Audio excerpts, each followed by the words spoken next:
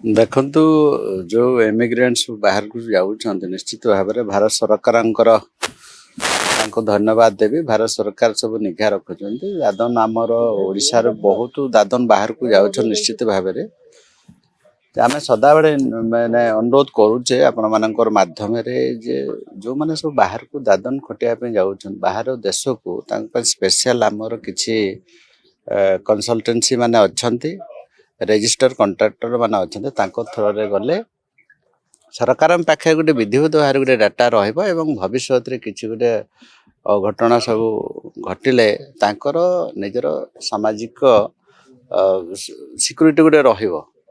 ସେ point of ଭ୍ୟୁରୁ ନିଶ୍ଚିତ ଭାବରେ ମାନ୍ୟବର ମୁଖ୍ୟମନ୍ତ୍ରୀ ସଦାବେଳେ ବିଭିନ୍ନ ରାଜ୍ୟ ଏବେ ବିଭିନ୍ନ ଦେଶମାନଙ୍କ ସହିତ ଏବଂ ଭାରତ ସରକାରଙ୍କର ବୈଦେଶିକ ମନ୍ତ୍ରାଳୟ ସହିତ ଯୋଗାଯୋଗ କରିକି ଆମର ଓଡ଼ିଶାରୁ କିମ୍ବା ଭାରତବର୍ଷର ଯେକୌଣସି ଜାଗାରୁ ଯେକୌଣସି ଶ୍ରମିକ ଯଦି ବାହାର ଦେଶକୁ ଯାଉଛନ୍ତି ଏବେ ତୁରନ୍ତ ଫେରି ଆସୁଛନ୍ତି। ସେଇଟା ଆମର ଡବଲ ଇଞ୍ଜିନ୍ ସରକାର ନିଶ୍ଚିତ ଭାବରେ କହିବି ଏବଂ ମାନ୍ୟବର ମୁଖ୍ୟମନ୍ତ୍ରୀଙ୍କୁ ଧନ୍ୟବାଦ ଦେବି।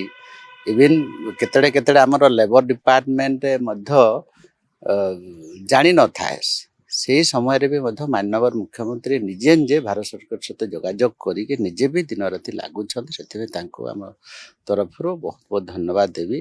ଏଭଳିଆ ଅନ୍ୟାନ୍ୟ ରାଜ୍ୟରେ ବି ଆମର ଏବେ ଯେଉଁମାନେ ସବୁ ଦାଦନ ଖଟିବା ପାଇଁ ଯାଉଛନ୍ତି ସେମାନଙ୍କୁ ମଧ୍ୟ ଆମ ବିଭାଗ ଏବେ ଆଗରୁ ଯେମିତି ଥିଲା ପଞ୍ଚାୟତରାଜ ଡିପାର୍ଟମେଣ୍ଟରେ ପଞ୍ଚାୟତରେ ରେଜିଷ୍ଟ୍ରେସନ କରିକି ଯିବା କଥା, କିନ୍ତୁ ସାଧାରଣତଃ ଲୋକ ଯେଉଁମାନେ ଶ୍ରମିକମାନେ ରେଜିଷ୍ଟ୍ରେସନ କରନ୍ତିନି ସେଇଟା ବାରମ୍ବାର ଆମେ ଅପିଲ କରୁଛେ, ଅନୁରୋଧ କରୁଛେ। ପଞ୍ଚାୟତରେ ତାଙ୍କର ନାଁ ପଞ୍ଜୀକରଣ କରେଇ ଦେଲେ ତାଙ୍କର ସୁବିଧା ହିଁ ହେବ।